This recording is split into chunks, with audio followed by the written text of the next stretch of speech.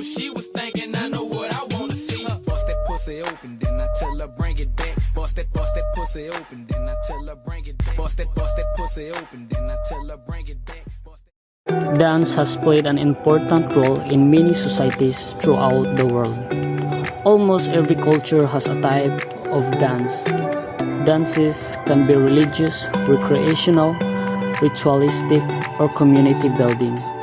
They can be a major tool for cultural expression and asserting one's ethnic identity.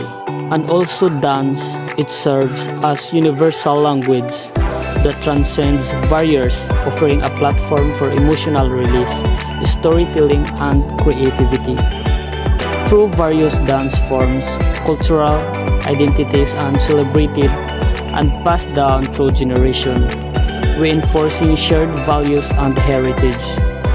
Dance also promotes social cohesion as it often brings people together in communal settings. Furthermore, it influences trends, art, and entertainment, reflecting societal changes and shaping perception. Overall, dance inherits both individual and collective experiences, contributing to a diverse and dynamic cultural landscape.